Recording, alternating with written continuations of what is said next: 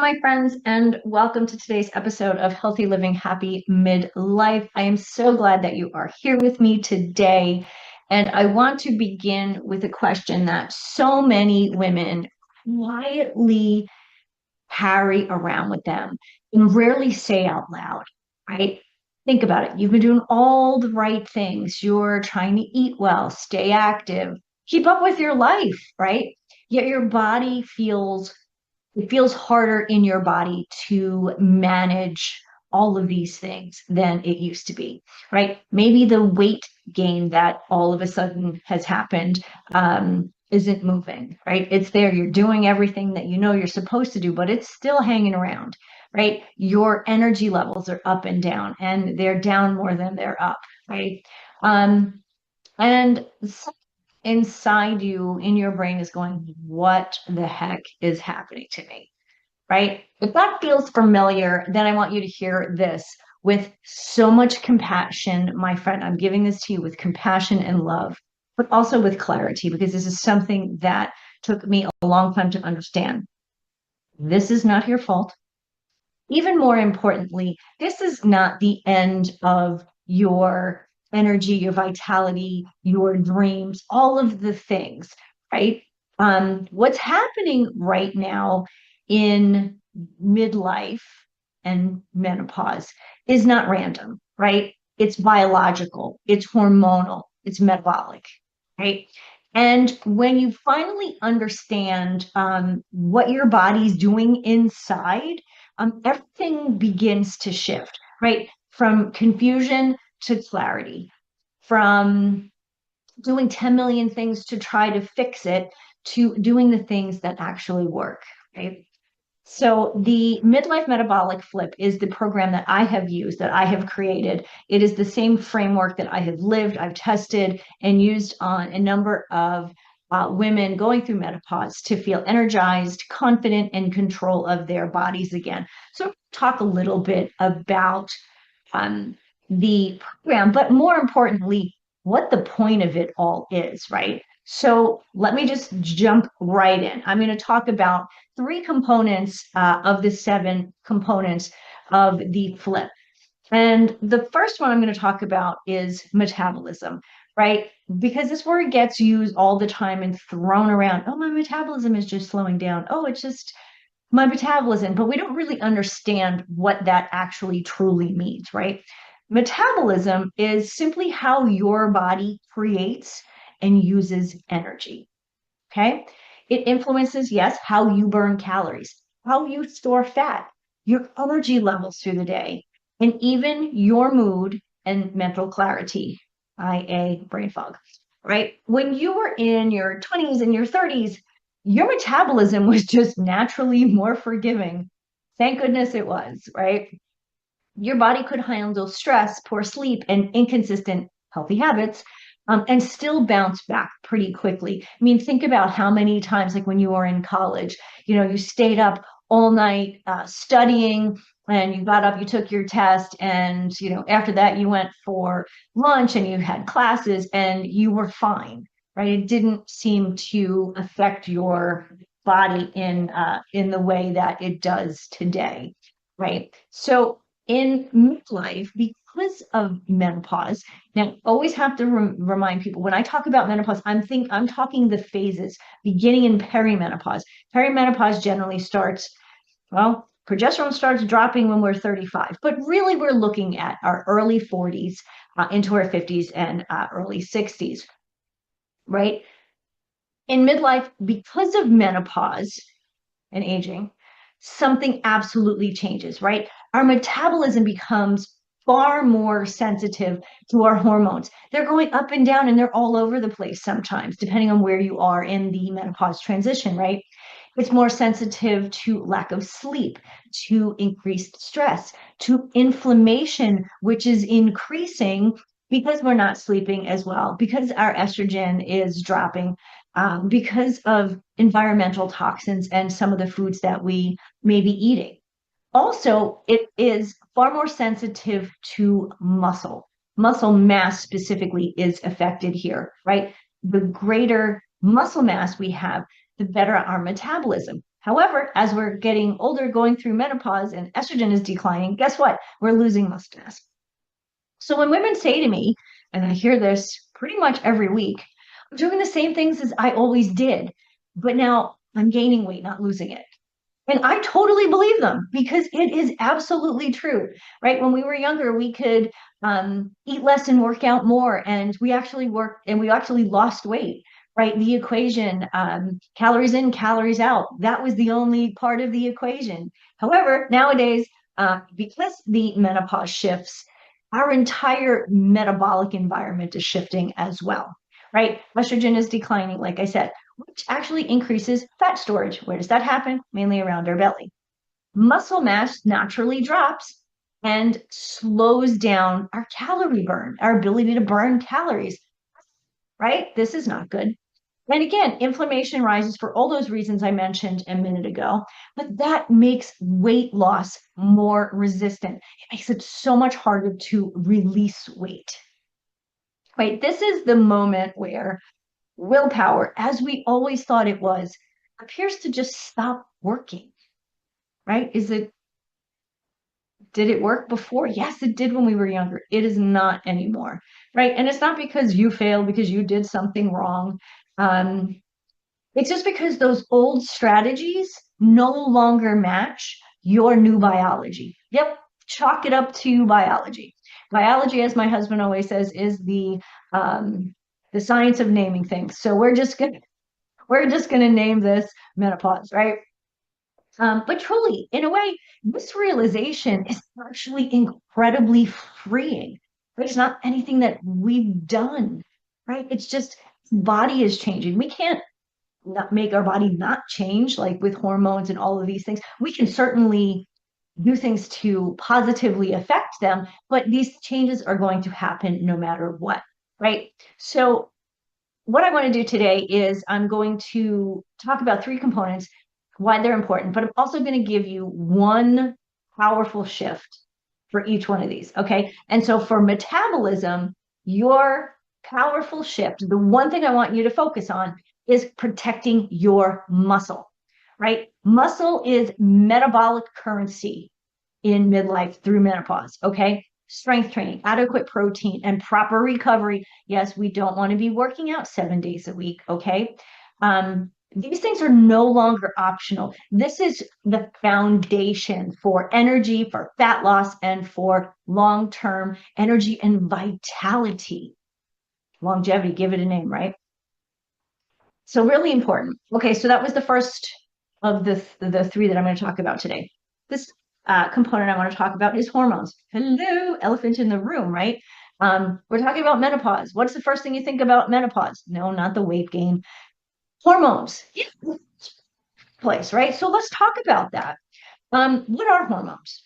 We think we know, right? We think, oh, hormones, these are the things we have to have in order to, make a baby. Yeah, that's true for a time in our life, but not the entire time of our life, right?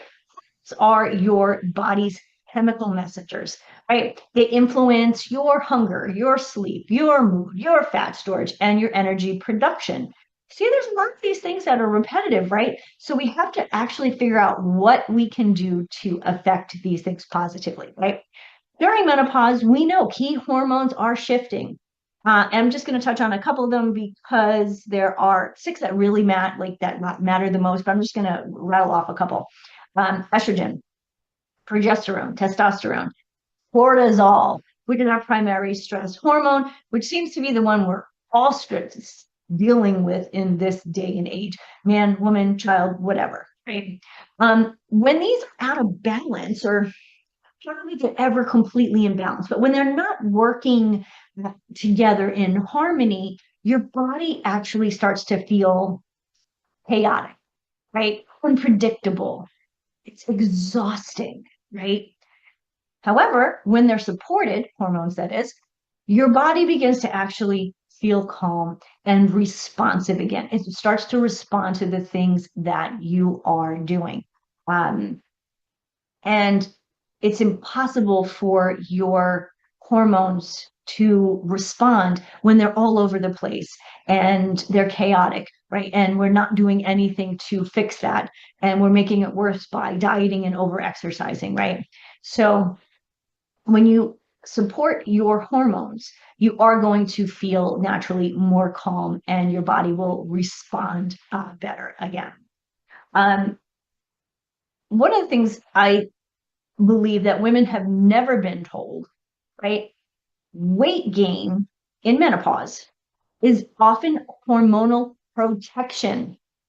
I'll say that again, hormonal protection, right? Not obviously a personal failure.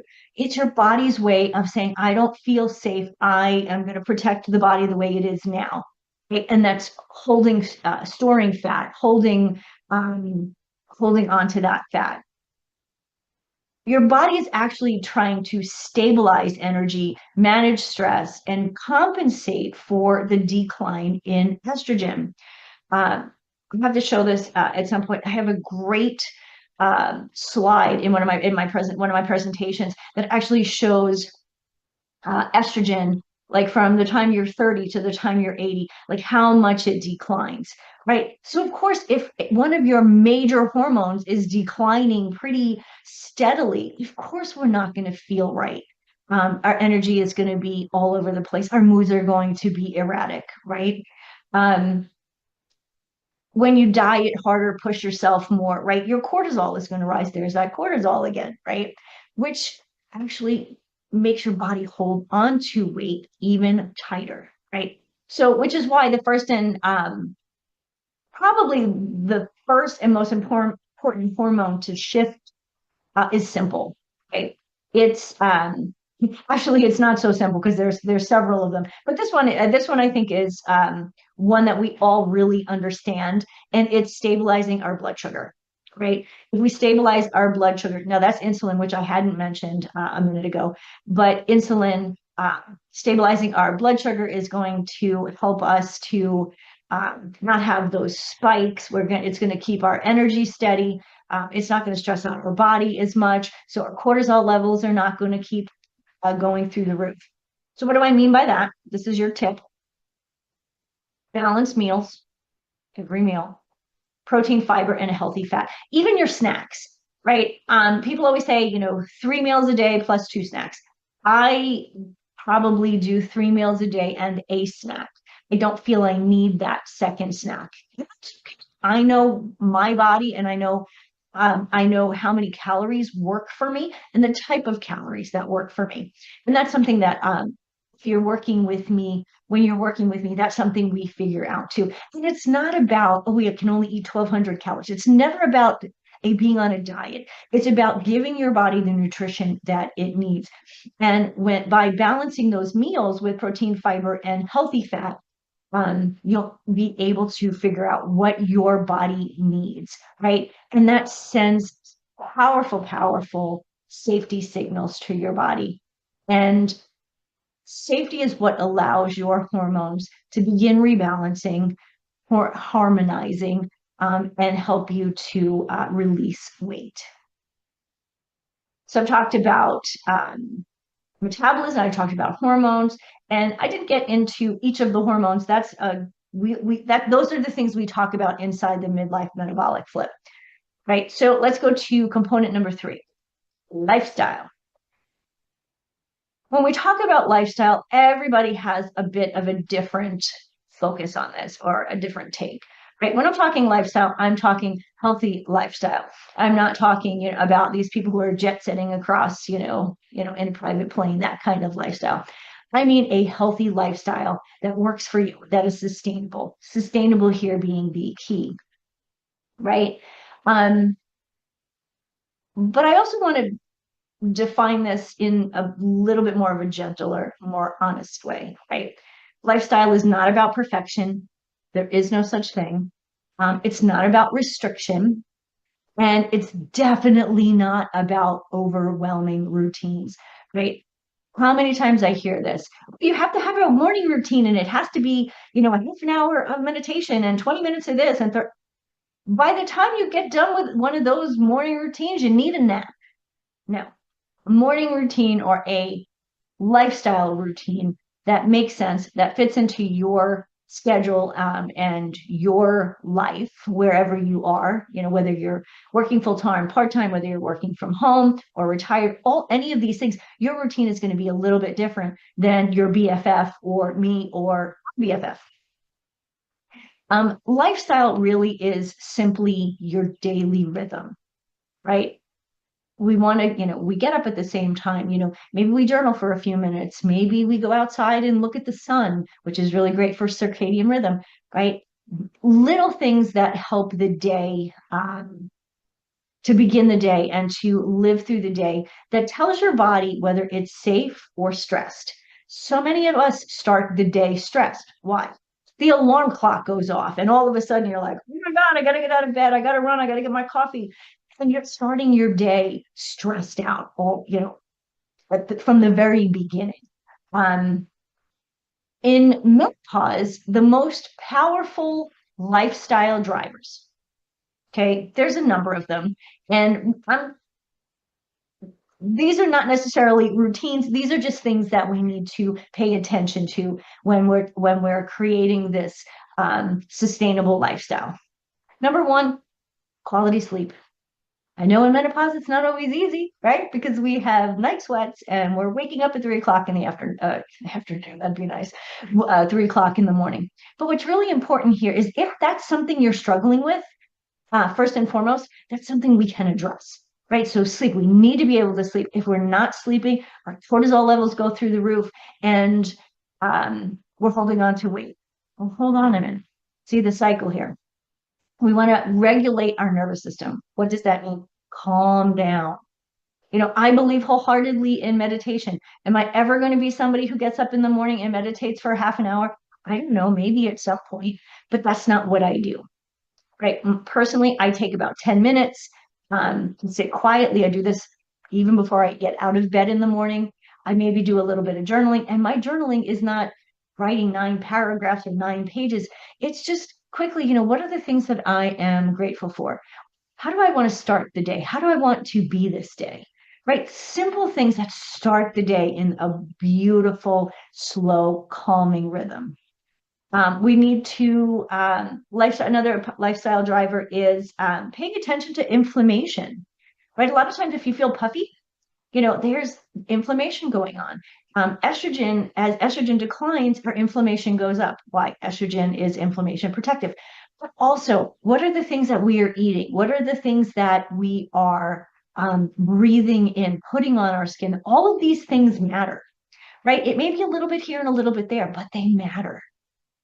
Movement matters, right? We don't necessarily need to exercise more and exercise harder. We need to exercise smarter. We need to do the things that make sense for our body at this stage in life. And then the next piece is, I call it the emotional load, right? This really goes in with nervous system regulation, things that we're taking in. Obviously, work can be stressful. We can be emotional about that. We can get emotional about friends and family. We can get emotional about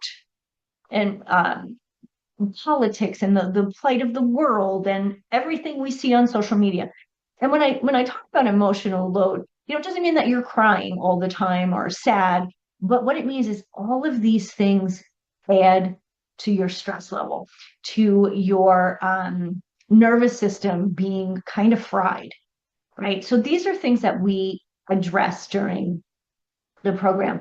And some of the other things, you can't out diet chronic stress, right? If your cortisol is high and you're gaining weight, well, dieting isn't going to help any of that. It is going to it has the opposite effect, right? Same thing, you can't out exercise exhaustion. A lot of times, I have 2 people say this to me all the time. It drives me bonkers. I'm too tired to exercise, right? Well, are you too tired because you're not sleeping or because you're not eating right? Or are you too tired because your body is just on overload? 2 different things, right? When the body only releases weight. I've said this, when it feels safe enough to do so. And with chronic stress, with exhaustion, with no sleep, with all of the things that I talked about, emotional load, the body doesn't feel safe, right? And again, it's like afraid that there's, the boogeyman is outside the house, or there's a saber-toothed tiger, the proverbial tiger, right? That's not what I mean. But what it means is it's just on overdrive, right? Safety comes from consistent sleep, calmer nervous system, nourishing food, not a diet, supportive movement. And yes, that does include uh, weightlifting, resistance training, right? The correct, proper resistance training for this stage in life, right? If you've never lifted weights before, you should not go to a gym and pick up a 35-pound weight and think you're going to do great, because you're going to hurt yourself, right? Um, and again, emotional steadiness. And part of this connects again to the nervous system. But part of it is stop looking at social media, like stop scrolling, right? If after dinner, if you're watching TV, that's great. And I've been guilty of this. My husband's watching something that I'm not that excited about, and I start looking at my phone. When I catch myself doing that, I have to put the phone in the other room, because that, especially before you go to bed, is just increasing your stress level. You may not feel it, but once you start noticing, you will start to notice, wow, scrolling through social media, especially when it has something to do with the news and negativity, because so often social media, I mean, people don't post anything, or they'll just like you. But if they have something that they don't like, oh, they're going to say, right? People can be nasty on social because it is anonymous, right? You're never going to see most of these people ever face to face. And somehow that's we've made that okay, which, by the way, it is not okay. So what is the lifestyle shift that I want to talk about today, for today? And I want you to remember this: regulate before you restrict. Okay, a calmer body heals faster than a punished body every single time. So if you need to take a breath, take a break, go for a walk, right? Instead of going, oh my God, I got to lose this weight, and I'm going to do everything I possibly can to lose this weight, and then do all the wrong things, right? You're going into this in not in the right frame of mind, and your body knows that. So remember,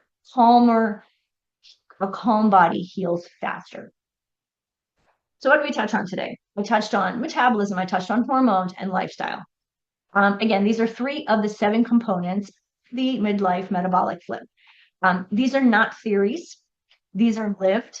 These are tested principles that I have seen transform my and women's, me first and foremost, but women's energy, their confidence, and their health and mindset throughout menopause and midlife. Because clarity is what changes everything. Right now, I know in midlife, going through menopause, each person is doing it a little bit differently, right? We all experience different symptoms at different times, right? So how do you know what to do? If your best friend is telling you, oh, this is what I'm doing, but you're not experiencing that, right? You get all these mixed messages and all these different signals, right? And so there's no clarity there. But what we talk through in the flip is we clarify what's going on in your body and what you need. So when you understand that what's going on in your body, you stop fighting yourself and you start moving forward with confidence. Think about this. If you're 50 and you're in the middle of menopause, the menopause transition, you are going to live at least another 35 years. So this is not the end, my friends. This is your evolution. So if something that I talked about today, if something inside you is stirring as you listen, pay attention to that, because midlife is not the season where your vitality fades, right? It's a season where truth asks to rise. It asks you to rise, right? You can keep pushing through exhaustion, confusion, and have a body that feels unfamiliar and that's constantly fighting, or You can choose clarity, you could choose support, and a path that finally makes sense to you. So this next cohort of the Midlife Metabolic Flip begins February 25th. And this is your invitation to stop guessing and start living in a body that feels good, that feels steady and energized and fully yours again. So if you're ready for that kind of change, take that first step and register for the flip.